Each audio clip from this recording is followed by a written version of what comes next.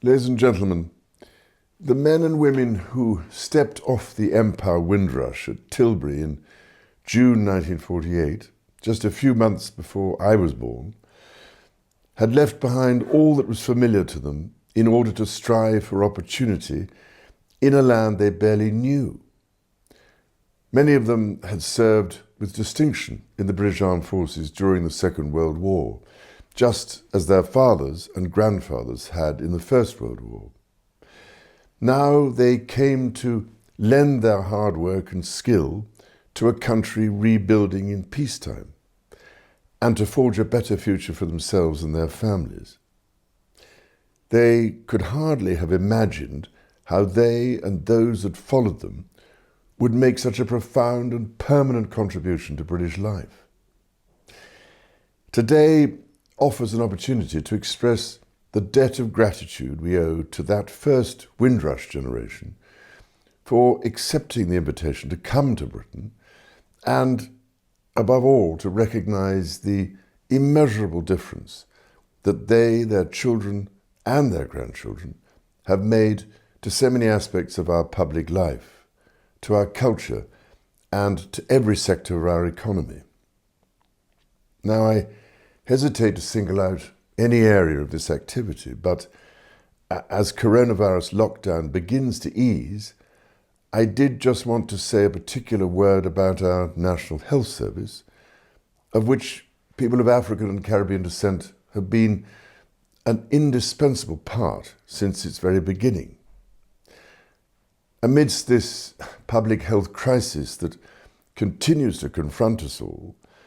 I would like to pay tribute to the doctors, nurses, and everyone working in our hospitals, as well as those in every kind of critical role on the front line of this epidemic, including on our public transport system. At the same time, I know that the black community has been hit particularly hard by this pernicious virus. To those who have lost their loved ones in such heartbreaking circumstances, when it has been impossible for them to comfort their relatives in hospital, I can only convey my most profound sympathy. And to everyone on the front line who has been put under such intense pressure over the last 3 months and risen heroically to the unprecedented challenge, I want to say on behalf of all of us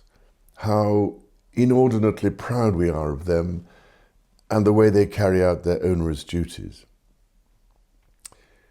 Ladies and gentlemen, 3 years ago, my wife and I were invited to visit the Black Cultural Archives in Brixton, an inspiring place dedicated to collecting, preserving, and celebrating the histories of African and Caribbean people in Britain. It offers a compelling reminder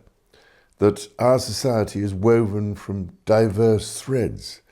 drawn from so many parts of the world, which strengthen and enrich the fabric of our national life, as well as the remarkable tapestry of the Commonwealth. Recognizing the